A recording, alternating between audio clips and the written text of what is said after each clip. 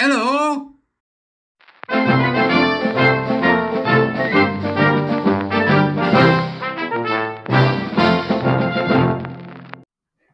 Beep, beep, beep, beep, beep, beep, beep. Welcome to the core of the Edijester. How the devil are we, good peeps? A fine morning, and let's get going. I've got a bit of a throat on me, so excuse me if I go all croaky or fall over and expire before your very eyes. Now, I've got a piece here. Well, I say a piece. It's a tweet from Avid Series, which is based upon some work done by the Skeptics Society. Now, the Skeptics Society are a bunch of folk who love empirical evidence. They're driven by science, reality. They've been around a long time. They know what they're doing. And this, in that case, is particularly interesting, and it's about mental health. So I've got a bit to say about this. As usual, before we do, please do come and join us on our Warrior Teacher program, or subscribe, like, share this, do the usual. Let's get started. It all began when I saw this tweet, which said, as you can see, 73% of boomer males, no matter what psychological challenges I face, I will not let them define me. Now, I'm sort of just a boomer, literally by minutes. It just happens to be when I was born. But this is fascinating because 72% of Generation Z females, mental illness is an important part of my identity. Isn't that interesting? You can see there's a picture that goes with it, which leads us to ask the question, what the hell is going on? What's causing this to happen? It's from a survey done in the US, but it, I imagine, would be repeated elsewhere in the West if the survey was done, for example, in the UK. But just so we can consider it carefully, no matter what psychological challenges I face, I will not let them define me, comes from 73% of boomer males.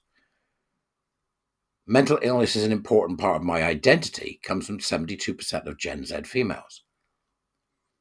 This word identity. Now, this ties into everything that anybody who watches my channel regularly will know that I rail against. From the very concept of identity itself, which is a nonsense, it's an utter nonsense, through to victimhood garnering, which is what a lot of people do now, and then that is driven generally by intersectionality.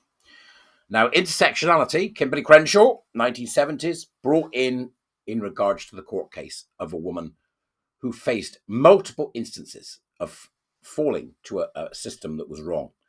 And it had relevance, but it escaped its bounds.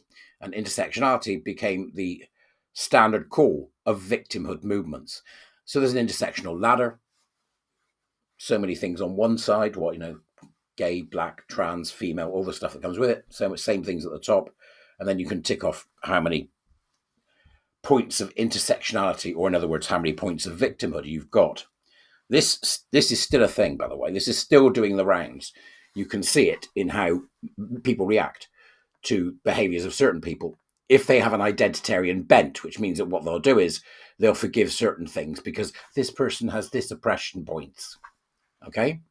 But this is saying something much more than that. This is saying that there's been a fundamental change in what it means to be a human being in, evolutionary wise, a very short space of time.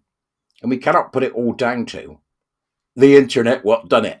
And we cannot put it down to it was media, what done it. We cannot put it down to all of those things because it simply implies, if you put it down to an external force like that, that these people don't have agency, which they do. This is a choice that is being made by many. It's concerning that females seem to be the ones at the forefront of it, but I, for one, am not surprised. It's an extraordinary thing to imagine that victimhood has become so popular. And it's also a scary thing to imagine that every victimhood movement in history has fallen to psychopathy, madness, and then eventually murder. ISIS, communism, Nazism, you name it, they were all victimhood groups. My oppression is much more than your oppression. And they'll argue with each other. No, my oppression is much more than your oppression.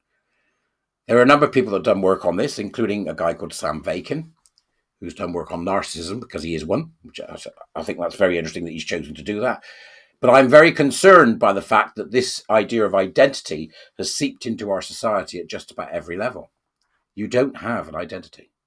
Nobody has an identity.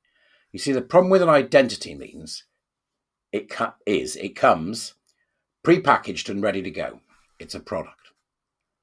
What is your identity? So my identity is as follows, and then they pick 10 or 12 things that they think makes up their identity.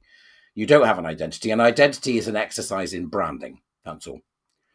And if you do have one, it's not decided by you anyway. And that really isn't an identity. That's a reputation. Instead of an identity, you have a personality, which as you get older and as you grow as an individual, early years right up to later years, will become a character, which is refined, defined, refined, defined, refined throughout your entire life. It's made up of a number of things, your own thoughts and behaviors, and also the opinions, ideas, and thoughts of the external world. Identity, on the other hand, is something that is presented to the world. This is my identity. I identify as an acorn. I identify as a toenail. Whatever it is these lunatics decide to identify as on any given day. You can identify as what you like. It doesn't mean a damn thing to anybody else. This is because character and personality, or personality and character, which is the correct order it arrives in, is individualized in the extreme. It is about the individual. Having an identity is about allowing yourself to find a branding you can then use to fit into an existing group of victimhood garnerers. Doesn't matter which group it is, that's what you do. In essence, what you are saying is that having that identity makes you just as much a victim of individual X or individual Y. This is no way to live one's life, I can tell you now. And yet identity is in national curriculums, it's being spoken about on television programs, it's in scripts, it's leaked into our society, and it needs to leak out fairly quickly. Because it must, above everything else, I imagine, I really do think this, be seen for what it is, which is you creating a fake notion of who you are to present to other people. And the danger that comes with doing that is that we now have the internet, we all have Facebook pages or Twitter pages, whatever the hell it may be. What the danger of that is, what you then do is you see that version of you as the real one and you present it to the world. Then when you have interactions with people in real life or even online, anything that attacks that branding will make you furious. And thus the spiral continues. This is my branding. And then people go, yeah, none of that's real. You're making things up as you go. And you will get more and more deranged by the fact that people won't accept your brand. This is what identity does. It is very dangerous, and we need to teach against it in the schools. I think that's the only way we can end it. But I'll look forward to hearing from you. Thanks for taking the time to listen. Bye-bye.